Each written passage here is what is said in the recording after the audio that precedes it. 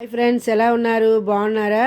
ఈరోజు నేను గోంగూర పచ్చడి అయితే తయారు చేస్తున్నానండి. చాలా ఈజీగా తయారు చేసుకోవచ్చు అన్నట్లు. దీనికి మిక్సీ రుబ్బు ఏమీ అవసరం లేదు, రోలు కూడా అవసరం లేదు.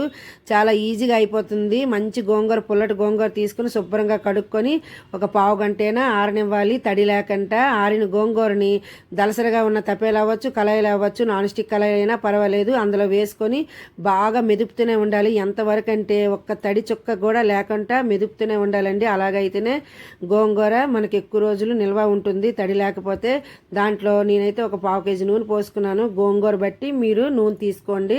నేనైతే పావు కేజీ నూనె తీసుకున్నాను. ఈ నూనెలోనే ఈ గోంగూర మొత్తం వేగనివ్వాలి. ఎందుకంటే అలా వేగితేనే గోంగూర ఎక్కువ రోజులు నిల్వ ఉంటుంది. ఇగో చూస్తున్నారా, నేనైతే పావు కేజీ నూనె పోసుకొని ఇంకా నూనె పైకి తేలినంత వరకు బాగా కలుపుతూనే ఉండాలండి. గోంగూర కూడా బాగా వేగనివ్వాలి అందులోని. దీనికి ఎక్కువ ఇది కూడా అవసరం లేదు, సామాన్లు కూడా అవసరం లేదు. కాస్త ఉప్పు, కారం, ధనియాల పొడి, జీలకర్ర పొడి అయితే సరిపోతుంది. నేనైతే నాకు తగ్గట్టుగా ఉప్పు, కారం, ధనియాల పొడి, జీలకర్ర పొడి తీసుకొని అది కూడా వేసేసుకొని బాగా నూనె పైకి తేలినంత వరకు శుభ్రంగా అవన్నీ కలిసినంత వరకు కలుపుతూనే ఉండాలి. కలుపుకొని నూనె అయితే పైకి తేలిపోతుంది కదా, ఇంకా పోపు పెట్టేసుకోవడమే. దీనికోసం అయితే నేను ఆవాలు, జీలకర్ర, ఎండుమిరపకాయలు, కరివేపాకు తీసుకున్నాను.